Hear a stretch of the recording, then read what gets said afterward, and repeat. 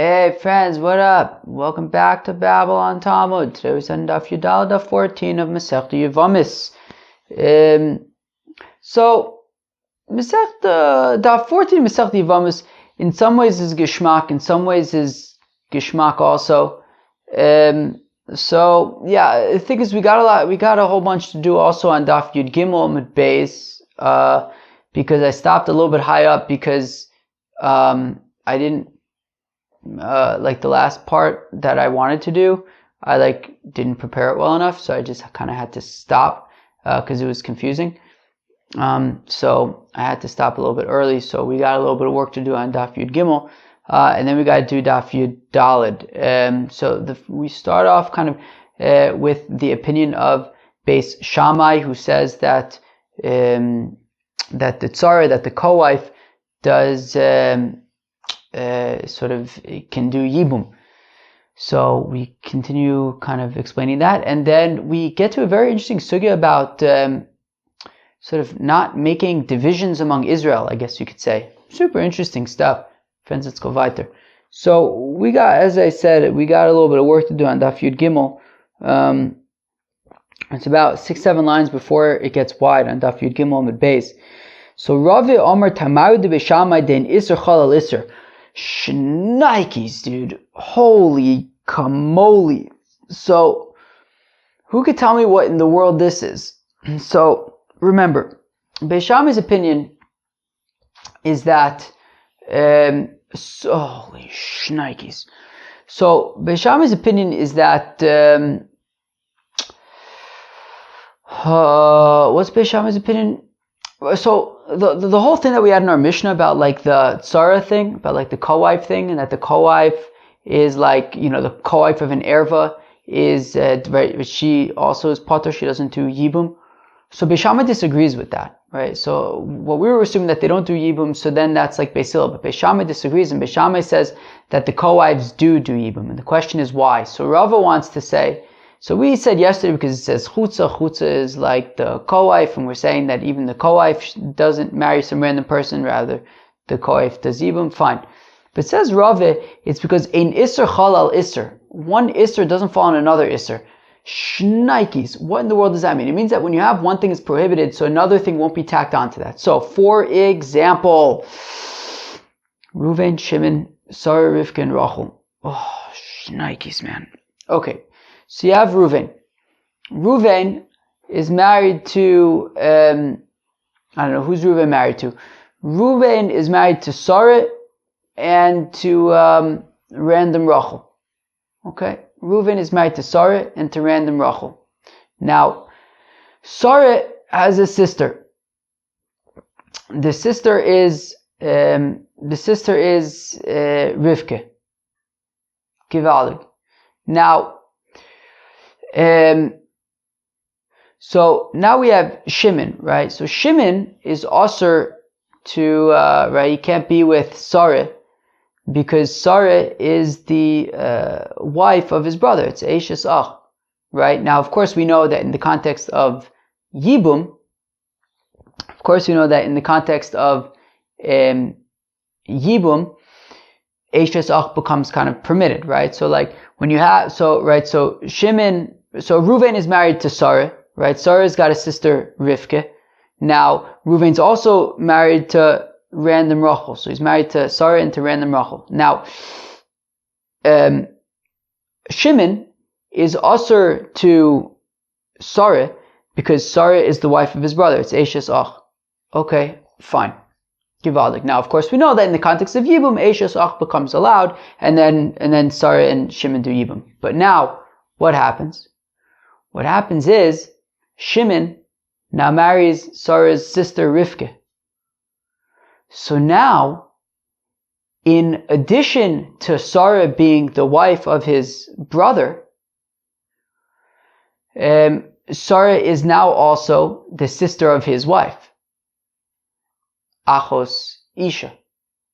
Now, in theory, random Rachel, who's also married to Reuven, so the only reason why random Rachel would be also to Shimon would be on account of her being a co-wife of Sarah, who's the sister of Rivka. Meaning, why don't we start over for a second? Let's start over for a second. So Reuven is married to Sarah and to random Rachel. So Shimon is also to both Sarah and to random Rachel because they're both the wives of his brother Reuven. Now, normally in the context of Yibum, however, if Reuven dies without any children, so then both Sarah and random Rachel become, mutter to Shimon in the context of Yibum. So that's kind of the first thing, right? It starts off as Eshes Ach, that both Sarah and random Rachel are the wife of Shimon's brother Reuven. So that is one erva. Now, in the context of Yibum, that becomes, kind of was waived or whatever it is. It becomes allowed that he's able to do Yibum with them. Now, however, what happens is that now Shimon though now marries Sarah. No, Shimon now marries Rivka, who is Sarah's sister. And now by marrying Rivka, it brings another thing into the mix, which is that now Sarah is no longer just the wife of Shimon's brother Reuven, she's also the sister of Shimon's wife Rivka. And as sort of, right, as we've learned from the very beginning of Yevamos, Eshes Achos Isha is not allowed in the context of Yibum, right? If it's your wife's sister, it's not allowed in the context of Yibum. And then, by association, since random Rachel is the co-wife of Sarah, so then she also would be potter from Yibum. However, says Rava, Ein Isser Chalal Isser. One Isser does not fall on another Isser. One prohibition doesn't fall on another prohibition. Meaning, the first prohibition that came around was Eshes Ach. The first prohibition that came around was that Sarah and random Rachel were married to Reuven, and that's what makes them also to Shimon. Now, in the context of Yibum, that gets waived, and Yibum is allowed. Now, the reason why we would say that Sarah and random Rachel are also to Shimon in the context of Yibum would only be because, Shimon is married to Rivka, who is Sarah's sister, which now brings Achos Isha into the mix. However, in Isser Chalal Isser, one prohibition does not fall upon another prohibition, and therefore, since initially we had the prohibition of Achos, of Eshes Ach, so it kind of gets sort of locked in with that, and we cannot add to the mix Achos Isha, the fact that Sarah is the sister of Rivka. That's irrelevant, and because it can't be added on, right? It's locked into Eshes Ach, and you cannot add any longer Achos Isha, and because Achos Isha cannot be added to the mix, so you have Sarah, you have random Rachel, who are married to Reuven, and they are the wives of Shimon's brother Reuven. In the context of Yibum, that becomes permitted, and that is why Beis Shammai says that the Tzareh is permitted because Ein Isser Chalal Isser.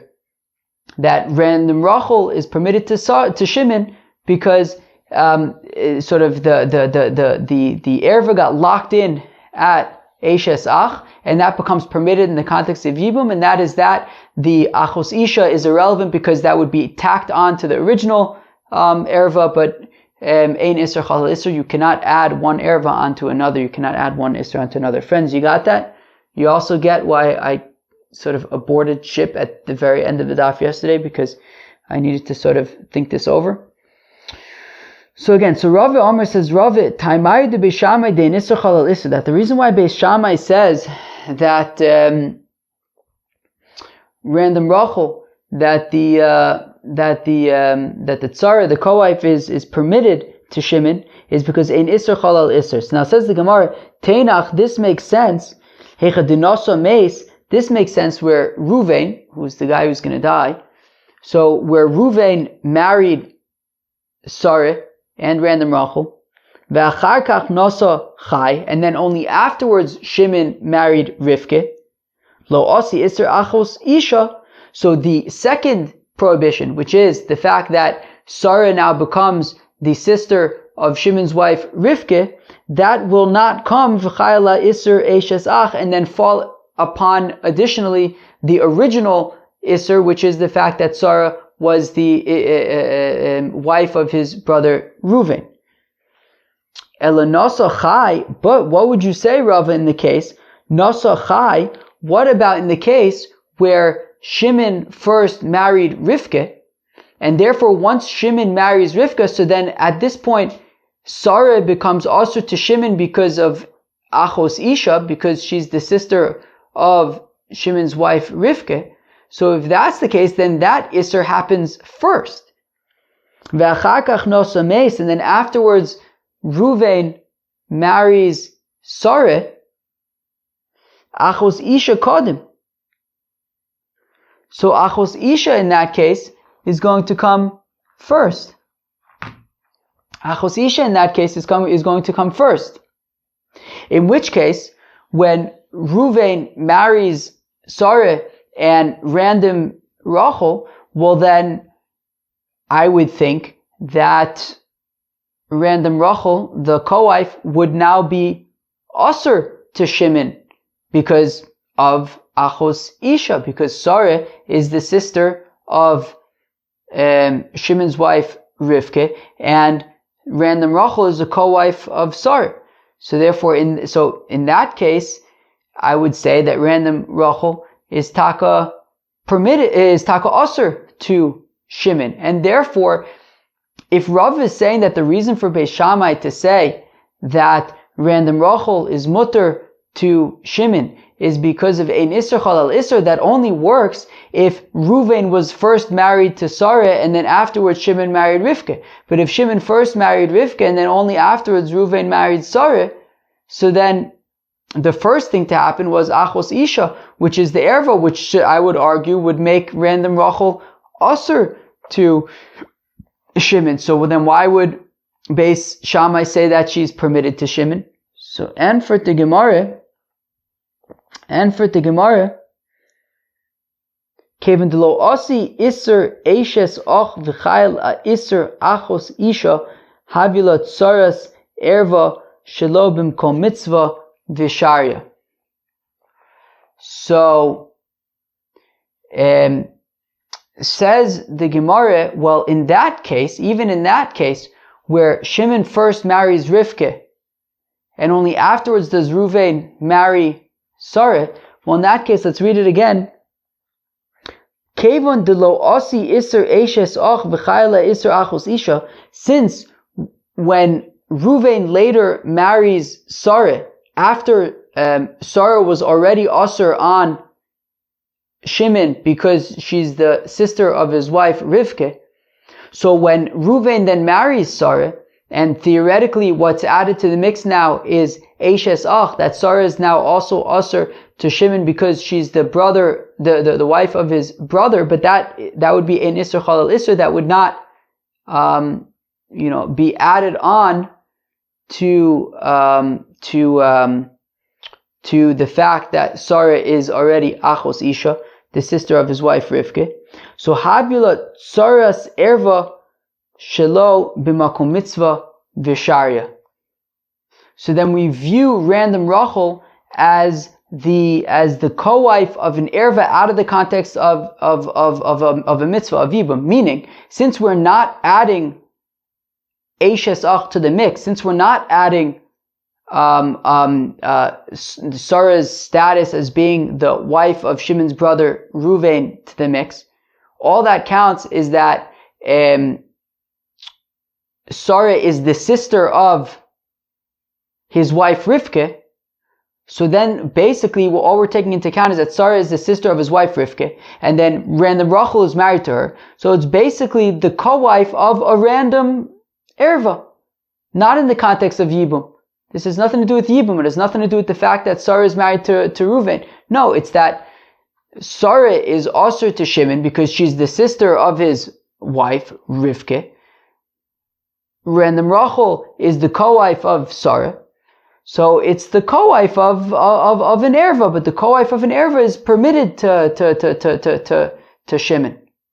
And therefore, that is why, in that case, even so, Beis Shammai would say that random rachel is permitted to Shimon. Alright, what am I going to tell you? Thanks, Rava. Cholzu Beis Shammai postim v'chulei. Alright, so now the Mishnah had said that so you have the tsar, you have the koaf, you have random rachel. So Beis Shammai says that random rachel would do yibum with Shimon. If she did chalitza, so then she's pasal to kunush because she's a chalutza. She can't marry a kohen. So pshita, so that's obvious, right? Since Beis Shammai says that random rachel is meant to do yibum with Shimon, so then Mimele, if they do chalitza, then she can't marry a kohen. What do you want me to tell you? Slafuke de Rabbi Yochanan ben Nuri, so it excludes Rabbi Yochanan ben Nuri to Omar that he says bo nisakin loem litzaris shiu choltzis v'lo misyabmis kamash melon the beisil machshirim. Well, so the Mishnah had said, right, that so if random rachel does chalitza, so Beis Shammai says that now she's going to be pasal to a kohen, and Beis Hillel says no, ma pitom, she's mutter to marry a kohen because she has nothing to do with Shimon, and therefore the chalitza is irrelevant. So says the Gemara pshita. So this is obvious because after all, Beis Shammai says that she's meant to do chalitza yibum, and therefore chalitza would make her usher to a kohen, and Beis Hillel says that she's not meant to do chalitza or yibum, and therefore even if she does chalitza, it makes no difference because it's irrelevant. She can marry a kohen. So la'afukem b'di Rabbi Yochanan ben Nuri, I'm reading it again, to the exclusion of the opinion of Rabbi Yochanan ben Nuri de Omar, who said, Bo nesakin loim litzaris, let us just make a takana with the co-wives, sheyuhu choltzis v'lo misyabmis, let them just always do chalitza in every case, right? Meaning, we have this machlokas between Beis Shammai and Beis Hillel, right? How do we treat the tzara, the co-wife? So Beis Shammai says that she can do yibum with Shimon. Beis Hillel says ma pitom, she doesn't do yibum, and if she does, it's basically a chiyuv kares because it's eishes och. So it says Rabbi Yochanan ben Nuri, well, why don't we just essentially compromise and just say that in every case, just do chalitza.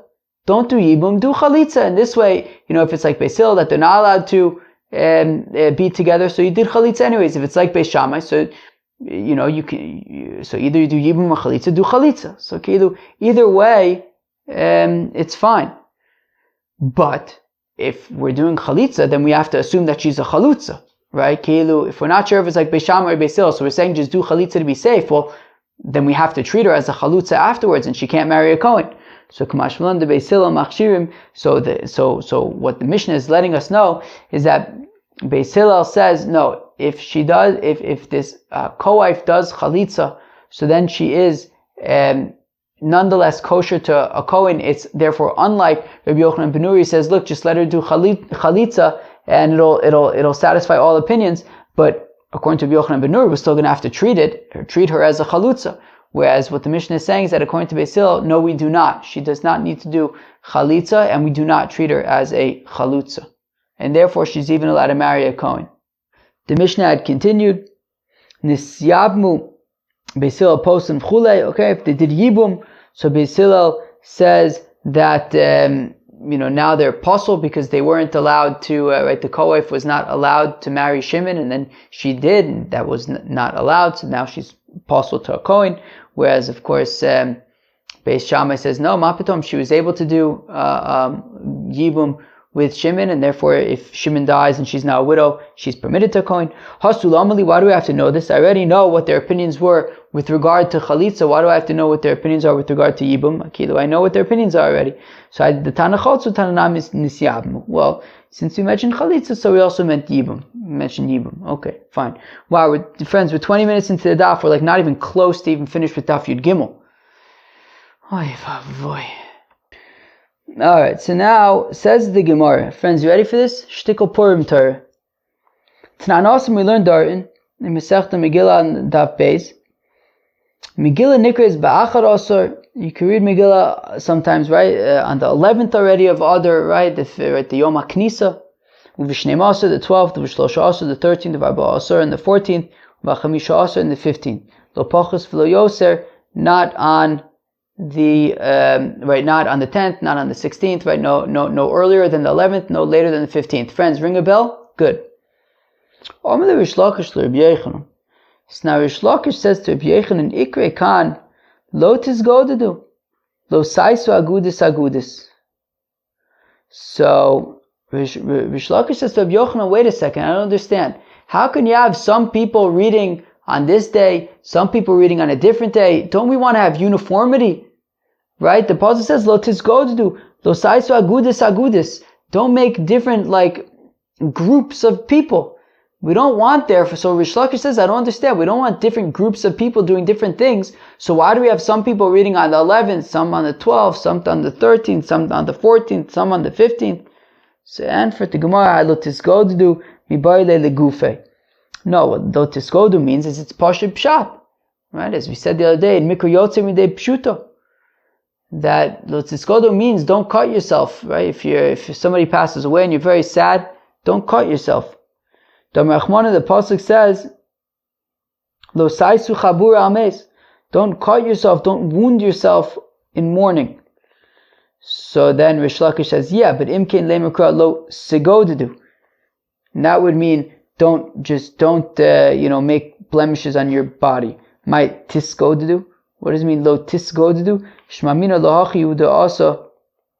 It means, lo tisgodedu, it means don't make different groups of people. Then wait, maybe it only means to make groups. Then it would mean don't make groups, and that would be like don't make like these geduden, agudis. So my lo tisgodedu shmamina tarte, lo tisgodedu means both, right? Don't make different groups of people doing different things, and also don't make blemishes on your body for somebody who passes away. Alright, fine. What do you want me to tell you? So now Rish Lakish wants to know, how could it be that we have different people reading the Megillah on different days if we also have lo tisgodedu, which means we don't want to make agudis, we don't want to make different groups of people doing different things. So how could we have the Megillah being read on different days? Omerle, so Rabbi Yochanan says to Rish Lakish, Ad kan lo shanisa, well clearly then you haven't yet learned the following, which is, Makum shenagu lasos melacha ba'avei psachim ad chatzos, Osin, makom shnagu shlo lasos ein osin. That we had a Gemara in Masechta Psachim on Daf Nun, which said, makom shnagu. I'm going to read it again. Makom shnagu lasos melacha ba'avei psachim. A place where they had the minig, where they had the custom to do melacha,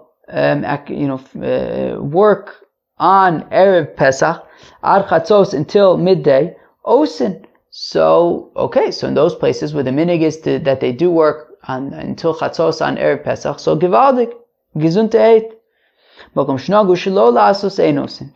But a place where the minig is not to do melacha on erev Pesach, so then they don't do melacha over there. So says Rabbi Yochanan, clearly you haven't learned about this, because then why wouldn't you ask about this, right? Why not ask about the fact that we say that in some places they work on erev Pesach, some places they don't? Shouldn't you ask the same question? What about lo tisgodedu? So Amalei, so says Rish Lakish to Rabbi Yochanan, Amina lachana isura. One second, I am talking about in Isser over here. The Amar of Sheben bar Abba, Amar of Yochanan, l'kayim mismei purim bizmaneim. That to be mekayim, to establish the days of Purim at their times, is manam haybe tiknu loim chachomim, that they set up multiple times, and therefore included in that is that people who are meant to read on the 14th have to read on the 14th, they can't read on the 15th. People who are meant to read on the 15th have to read on the 15th and not the 14th. So says Rish Lakish, I'm talking about things that are mutter and osir. I'm talking about the fact that there are some people who need to read the Megillah on the 14th and some people need to read it on the 15th. You have different groups of people that the halacha is different for them. That the halacha for one group is that you read a Megillah on the 14th. The halacha for the other group is that you have to read the Megillah on the 15th. L'maisa, I'll tell you a secret. I'm Taka recording Babylon Talmud right now on the 14th day of Adar. What do you want me to tell you? It's Purim right now. But not in Yerushalayim where I am. In Yerushalayim, I celebrate Shushan Purim by getting drunk. So Rish Lakish says that so what's pshat with reading the Megillah? How come you have different groups of people that the halacha is different for them?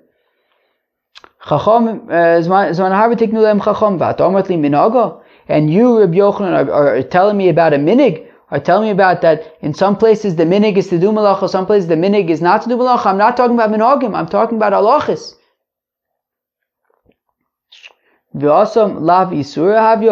But one second, is that really true that when it comes to malacha and Erev Pesach, we're not talking about aser and mutter, v'atnan, but we learned in a Mishnah, halayla beis shamei osinu beis hillel matirin, that at night, the night when they do bedikas chometz, says Rashi, beis shamei osinu beis hillel matirin. Beis Shammai says it's aser to do malacha, and beis hillel says it's mutter. So we see that there as well, it actually is talking about aser and mutter. So Amalei Rish Lakish says, Hasam Aroy Omer Malachu Deleisle. So says Rish Lakish, but still, even there, in the context of doing Malacha on Erev Pesach, still, it's different. Because if you see somebody who's not doing malacha, so you might think, okay, he's lazy. It's not because the halacha is different that it's also for them to do malacha, it's mutter for them to do malacha. I might think, oh, why is he not doing malacha? He's lazy. Oh, what do you want me to tell you? So, however, when it comes to Purim, and some people are celebrating Purim on the 14th, some people are celebrating Purim on the 15th, it's like, what the heck is going on? Why are different groups of people doing different things? L'maisa, I was in a groove today, and somebody asked me a kasha. She said, what's the deal with Shushan Purim? How come some people have Purim on the 14th and some people have Purim on the 15th? So you know what I said? I said, I don't know. I said, I recently learned Masechta Megillah, but I don't remember. I said, look, it goes based on the time of Yoshua ben Nun, I guess. That's what I said, I said, I'm in Yerushalayim, I guess they have a wall from Yoshua ben Nun. What do you want me to tell you? What do you want me to tell you? What do you want me to tell you? Let me tell you. So, okay, fine. So, alright, fine, very good. Givaldik. So Rish Lakish is still trying to figure out, how come some people are reading the Megillah on the 14th, some people are reading it on the 15th. What about Los Esko to do? Oh, but one second, Rish Lakish, why are you bringing the example from Purim? What about the fact that Beis Shammai says that the co-wives are mutter to Shimon, and Beis Hillel says that they're aser? So what about, Rish Lakish, why don't you ask about Lo Tisko to do from there? That Beis Shammai says this, Beis Hillel says that. So answer to Gemara, Misavart, Asu Beis Shammai Kedivreim? Lo Asu Beis Shammai Kedivreim.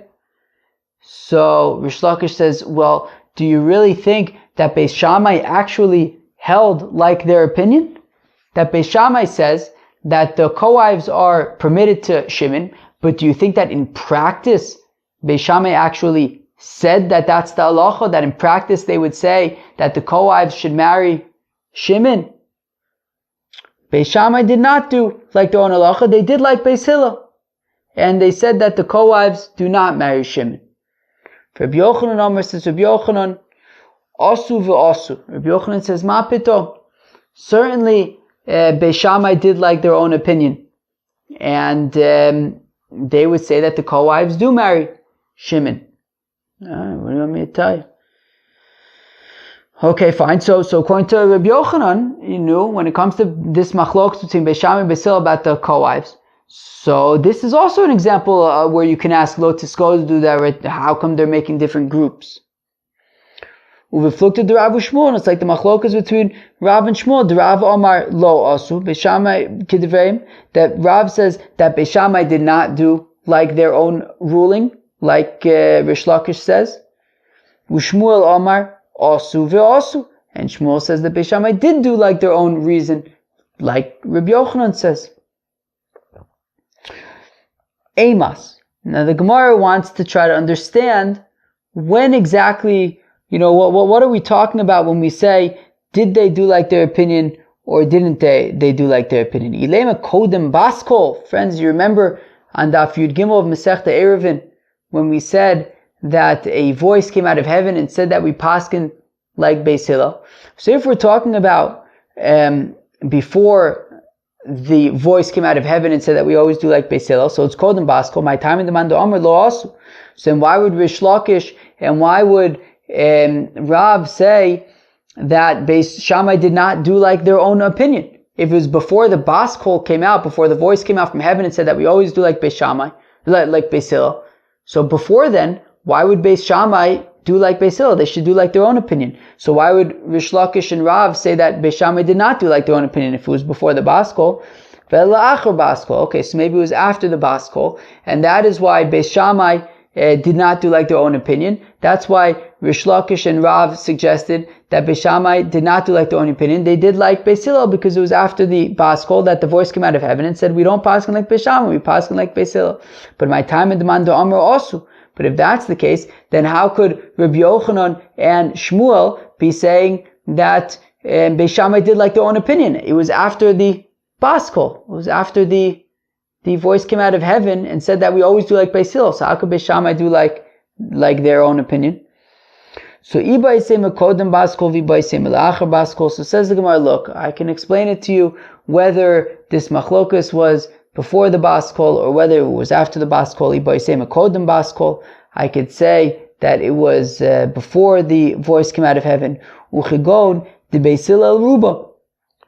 That you could say that Beis Hillel was the majority, right? So we could say that even if it was before the Baskol, so then how come according to Rish Lakish and Rav, Beis Shammai did not do like Beis Hillel? Beis Shammai did not do like their own opinion. How come they did like Beis Hillel?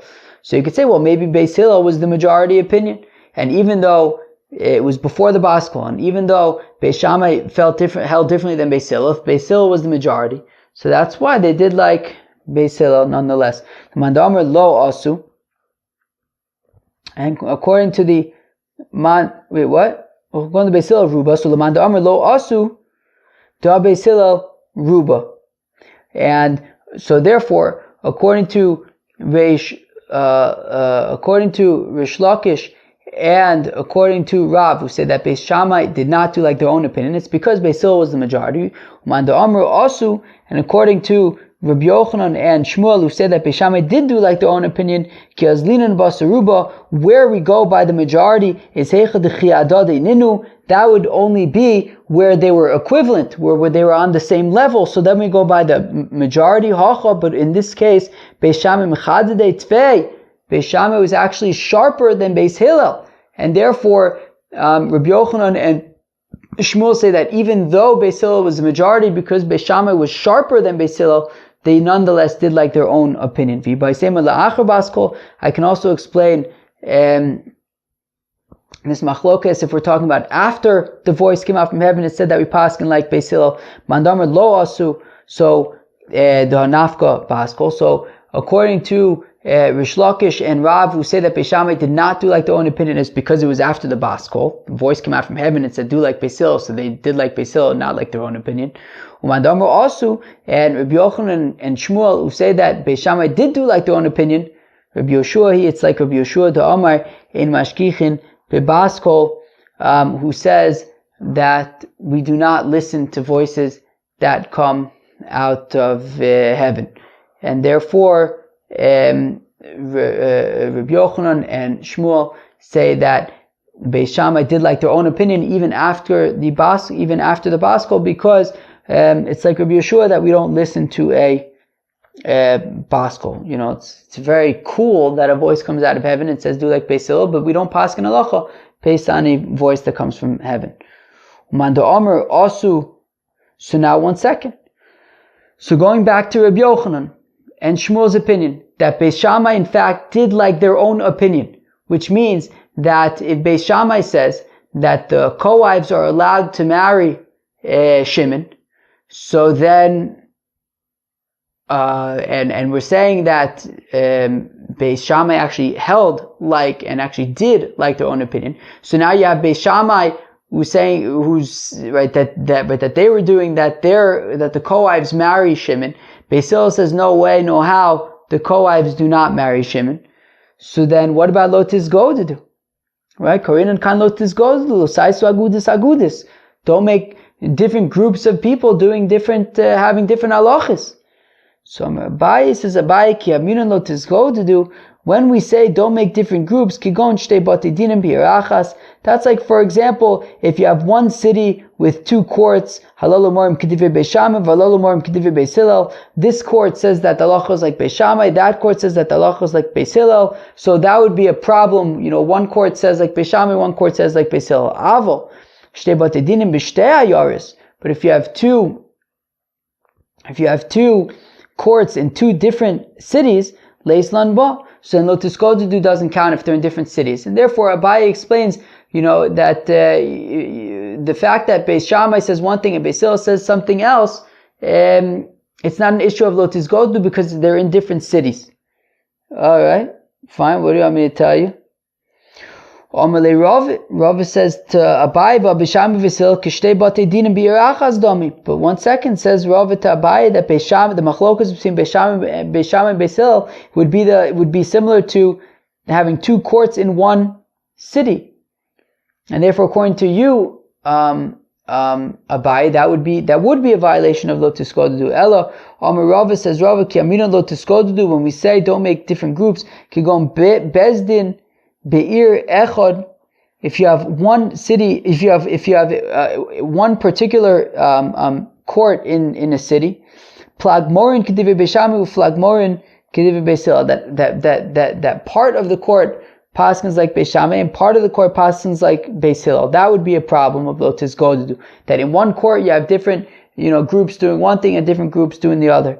Aval shtei batei dinim be'ir achas leislam bod. But if you have two courts in one city, so then that would be acceptable. That would, two separate courts in a city, that would be acceptable, and that's why Beis Shammai and Beis Hillel are able to argue, and it is not a problem of lo tizgodu. Okay, Toshma, come in here. Bimkom Eliezer, that in the where Rabbi Eliezer lived, what, like in Lod, I guess. Hayu korsim eitzim lasos pom b'Shabbos lasos barzel. Friends, what's Rabbi Eliezer's opinion? Who can tell me what Rabbi Eliezer's opinion? Machshirei mitzvah ardoch Shabbos and Yom Tov. I believe Yom Tov also. But Machshirei mitzvah ardoch Shabbos. So, of course, this comes back to Masechta Shabbos, Daf Kuf Lamed, Perek Eliezer, Rabbi Eliezer de Mila. That bris milah is docha Shabbos, and according to Rabbi Eliezer, not only is bris milah docha Shabbos, but if you need a knife, you can even, what does it say? You can even chop wood, lasos prom, to then burn down the wood and make it into charcoal, lasos barzel, so that then from the charcoal you can use it to make iron, which then you'll use to make a knife, which you'll then use for bris milah. So Kilu, Rabbi Eliezer says, machshir mitzvah, even sort of the Facebook meta kind of things around the mitzvah are docha Shabbos as well. B'mkomosho Rabbi Yossi Aglili, where Rabbi Yossi Aglili lives, hayu ochlim bisar of b'cholav, that in where Rabbi Yossi Aglili was, so they would eat the flesh of birds in milk, because it says, right, don't cook a kid in the milk of its mother. So you need somebody whose mother has milk. So that excludes birds. What do you want me to tell you? B'mkom Rabbi Eliezer in, b'mkom Rabbi Kiva lo, and we say, yeah, in the place of Rabbi Eliezer, they would cut trees in order to make charcoal, in order to burn down and make charcoal, in order to make iron, in order to make a knife for bris milah. B'mkom Rabbi Akiva lo, but not where Rabbi Akiva lived. The Tanan that we learn in a Mishnah, Klal Amar Rabbi Akiva, that Rabbi Akiva said, that any activity, any work that you could have done from before Shabbos, it will not be dochas Shabbos, and therefore you cannot cut down the trees on Shabbos in order to make the burn down and make the charcoal, to make the iron, to make the knife for bris milah. So we see, what do we see? So we see that in Rabbi Eliezer's place, they would cut down the trees to make, in order to make the charcoals, in order to make the iron, to make the knife. But by Rabbi Akiva, they wouldn't. In fact, the Gemara, v'hai mai tiyuvta, mekomis shiny. But we say, but what's the big deal? They're in different places. Rabbi Eliezer was in Lud. Where was Rabbi Akiva? Bnei Brak, I think.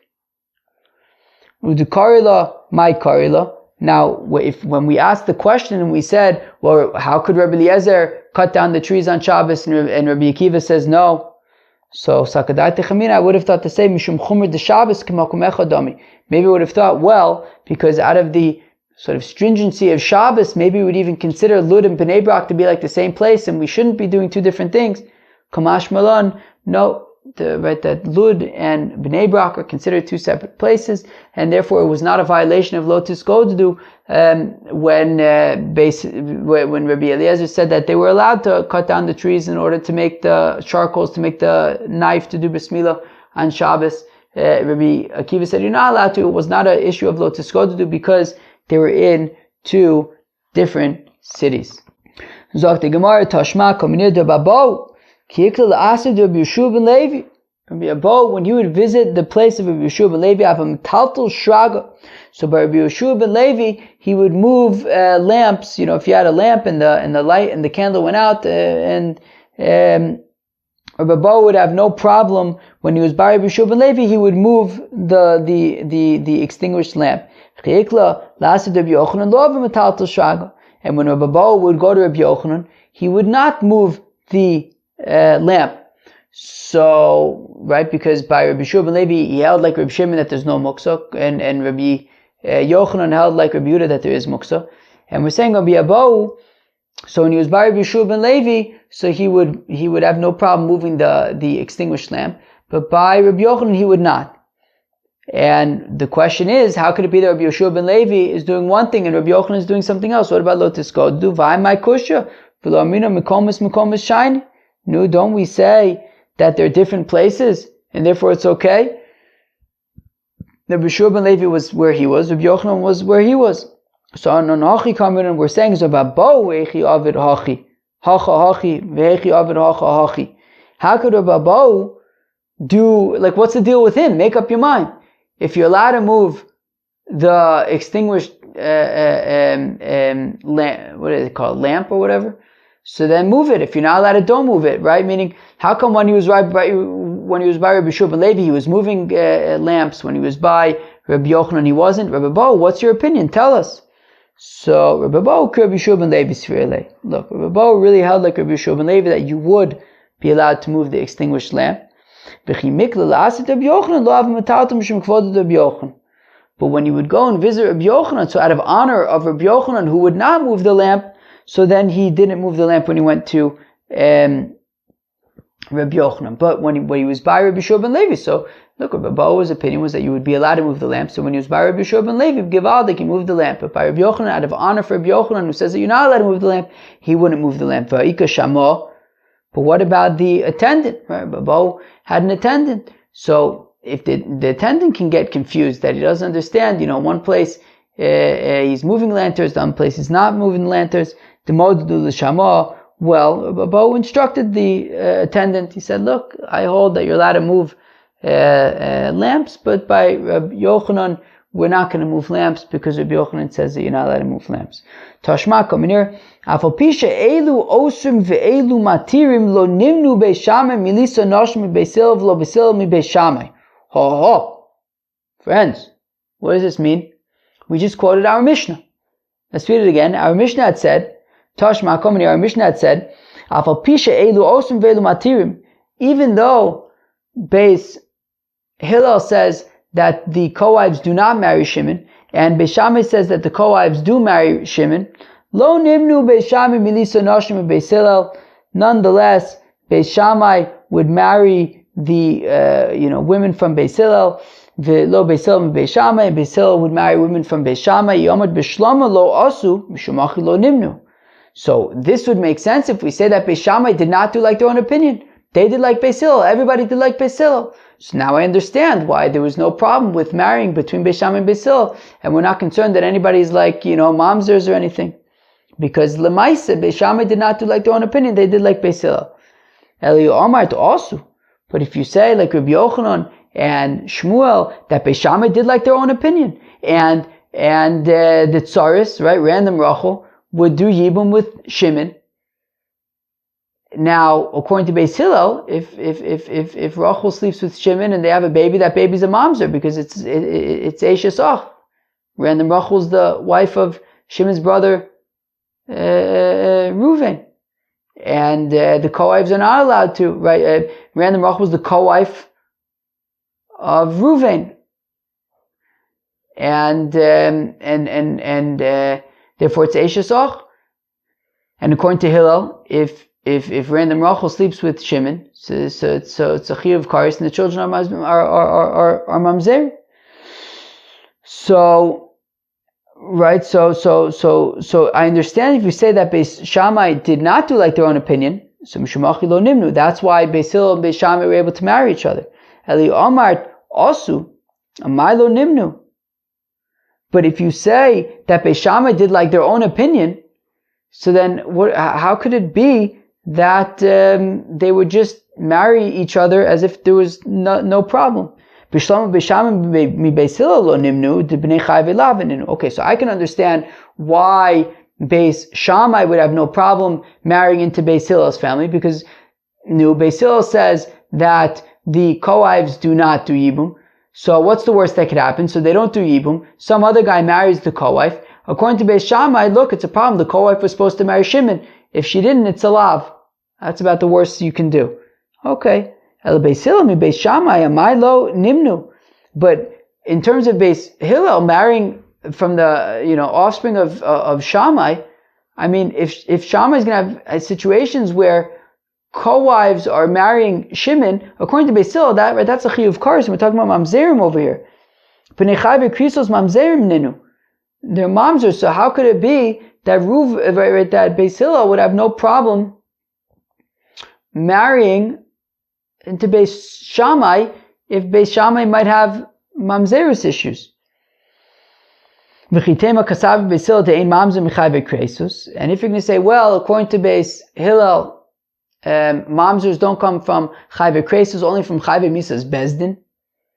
But Rabbi Elazar says, that even though Beis Shammai and Beis Hillel argue about co-wives, modim, they agree that a mamzer comes from somebody that's an erva, v'anush kares, and there's a chiyuv kares. So we see that Beis Hillel says that by chiyuv kares, the children would be mamzers, and therefore,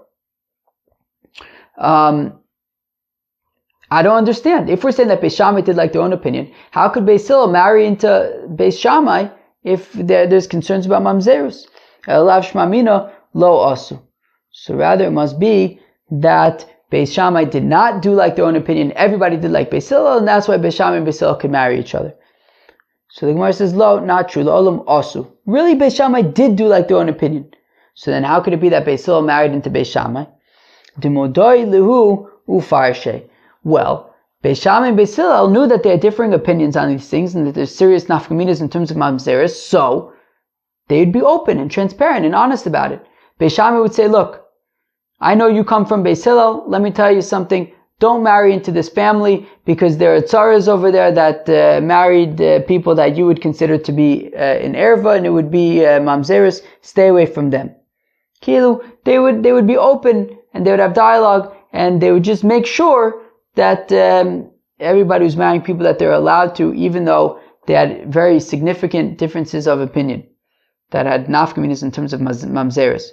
V'achinama mistaver, Taka makes sense to say that this is what happens. The katani seifa, because if we continue reading in the Mishnah, it says kol atayres v'kol atmeis shoyu elu mitayrin ve'elu mitamin, that all of the tyrus and the tmeos, the tumas and the tyrus, that Beis Shammai would say is Torah, Beis Hillel would say is Tomei. Lo nimnu osim tyrus elu agabe elu, but nonetheless, people would be makbid on tyrus. It wouldn't be any issue, right? They would still use the vessels of one another. Beis Shammai would use Beis Hillel's vessels, Beis Hillel would use Beis Shammai's vessels. So I understand how they could use each other's vessels, even though some things Beis Hillel says are tamei, and other things Beis Shammai says are tahor. So therefore, I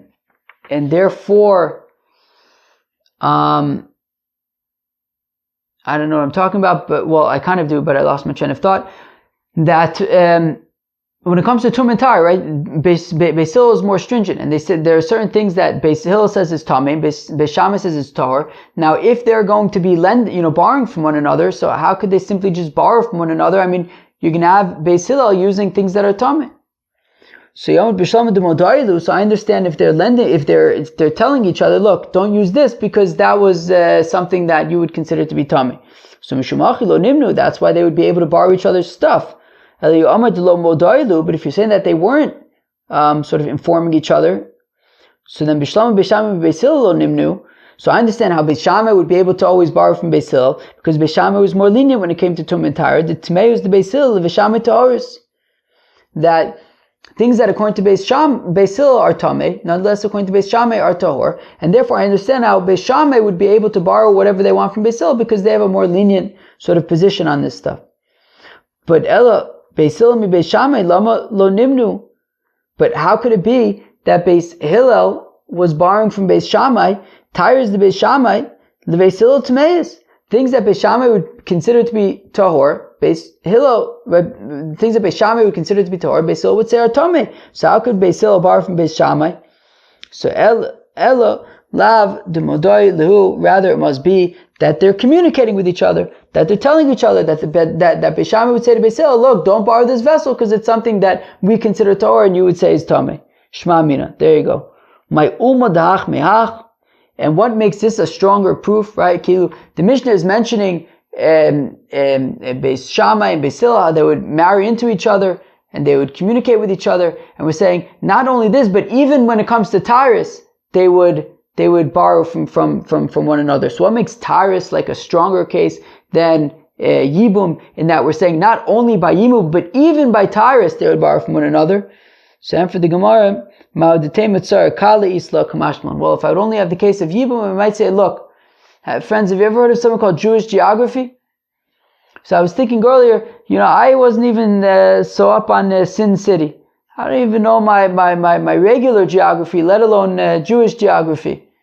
Or I don't know, my ume lehach mehach. I don't know, why is Jewish geography any more or less pungent than regular geography? Ich weiß nicht.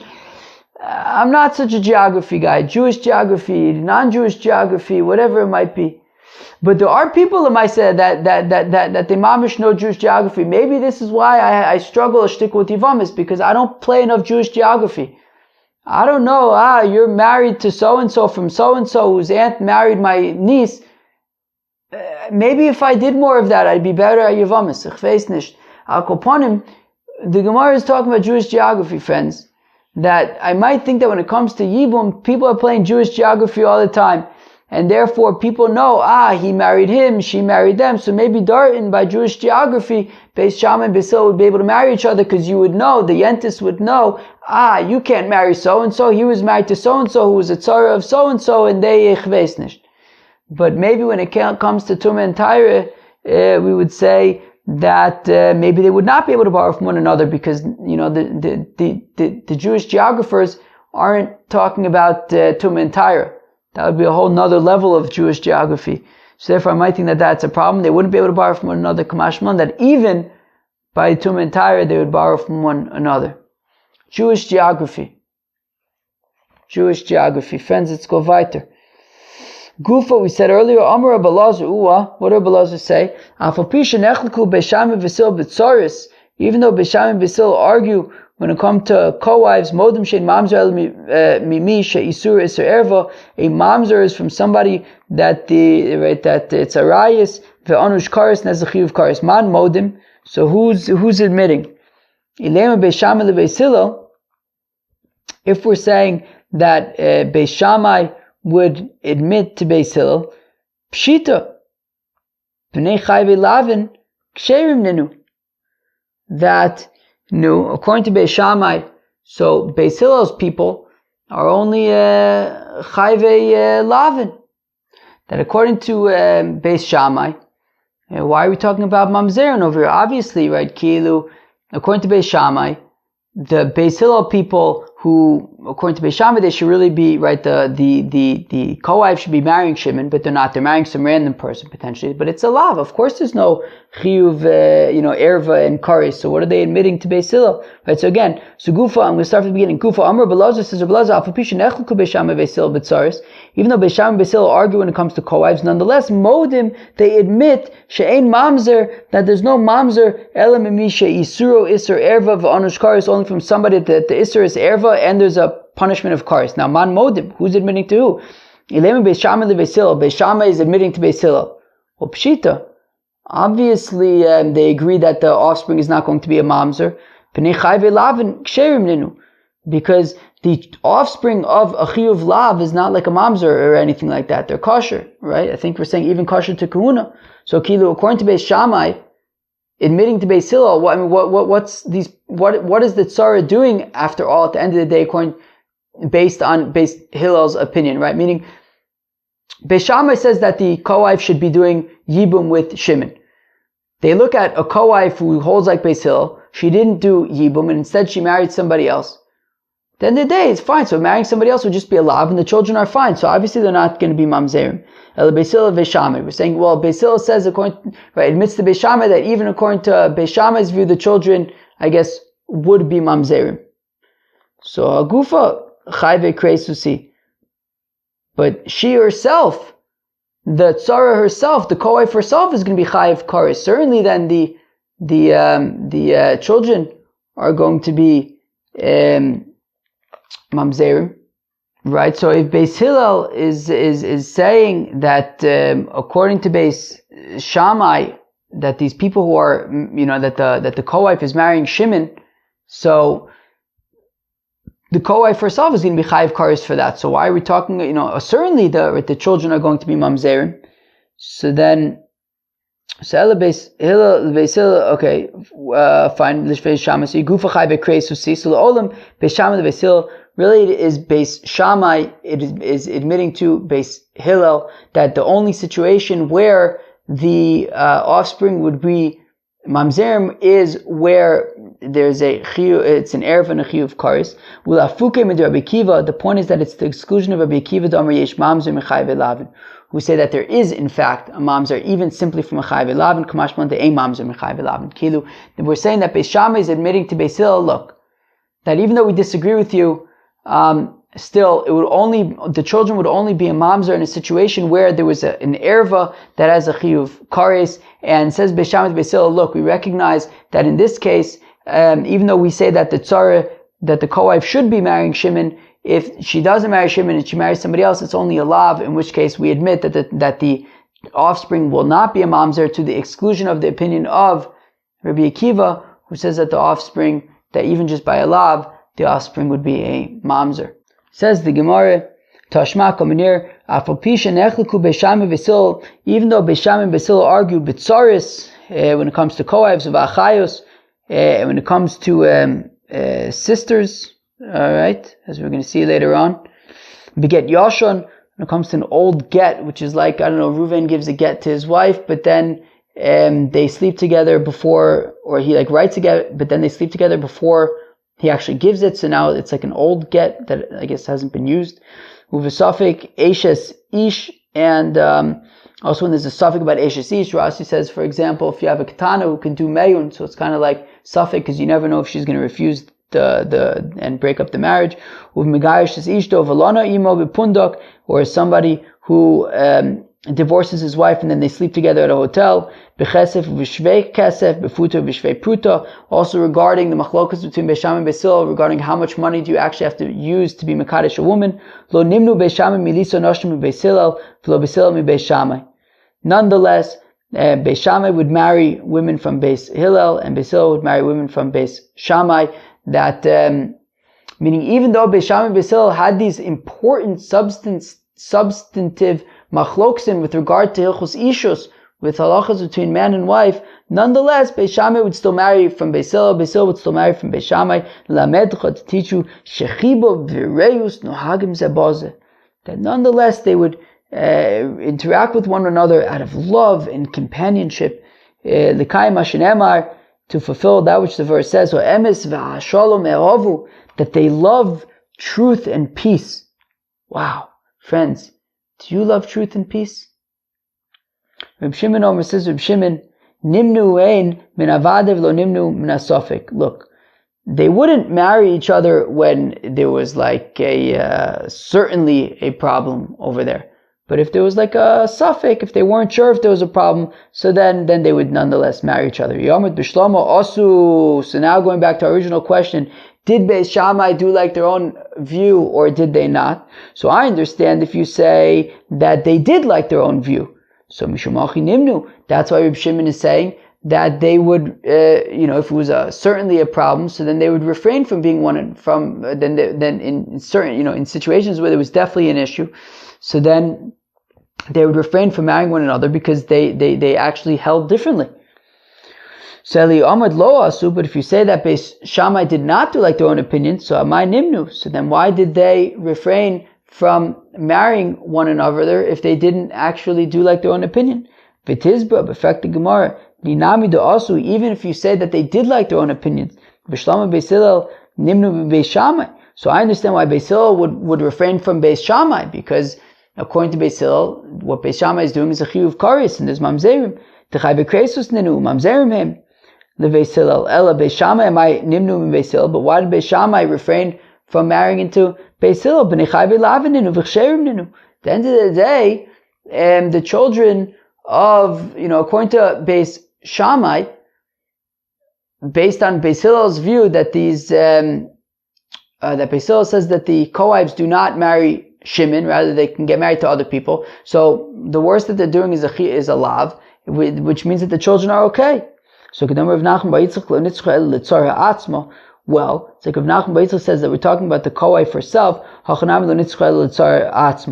we're talking about the co-wife herself, meaning what we're saying is that even if Beis Shammai did like their own opinion, which means that they differed from Beis Hillel, so we're not talking about necessarily the offspring, sure, the offspring of Beis Hillel, so, that's the offspring of a lav, and that would be okay, but what about the co-wife herself? Beis Shammai would still, would not refrain from the co-wife herself, even though, that it's a lav, which seems to be, but nonetheless, we're saying that they would, marry one another. In fact, the Gemara, why is Reb Shimon Dafka saying that they would refrain from marrying from one another if there was certainly an issue, but even if it's a suffix, that's also a problem. So min suffix ela min astam. Now, don't say from a suffix, rather say by a default, because they would, let them know, and then they would kind of stay, when there was a problem, they would let them know, and they would stay away. What's it letting us know? Is it just letting us know that they would, treat one another with love and companionship? Hainu Reisha, isn't that the same thing as the first part of the Brisa? What it's letting us know is that it's all entirely Reb Shimon. That the entire Brisa is all Reb Shimon. It's all the opinion of Reb Shimon. Okay, what do you want me to tell you? Friends, that was Daf Yud Daled of Masechta Yevamos. That was, I don't know how long that daf was. Maybe it was taka long. I don't know. But we started off the daf explaining the opinion of Rava, which is that Beis Shammai, when Beis Shammai says that the co-wives can marry Shimon, it's because of the concept of an Isser Chal al Isser, that you can't have one Isser fall, compound with another Isser, and therefore that's essentially why Beis Shammai says that the tzara can do yibum with Shimon. Then we got into this interesting question about Losis Godedu, about not making like different groups of people within Klal Yisrael doing different halachas, and ultimately, it came up in the context of Purim, but also ultimately we were questioning it in the context of the machlokas between Beis Shammai and Beis Hillel. How could Beis Shammai be doing one thing and Beis Hillel be doing something else? So we saw that according to Rish Lakish and according to Rav, Beis Shammai didn't actually do like their own opinion, but according to Rabbi Yochanan and according to Shmuel, Beis Shammai Taka did do like their own opinion, and then we tried figuring out different things to make arguments either way, but even towards the end, we were still kind of bringing arguments to say whether Beis Shammai did like their own opinion or didn't do like their own opinion. Friends, that was Daf Yud Aleph Masechet Yevamos. Hope you enjoyed. Peace out.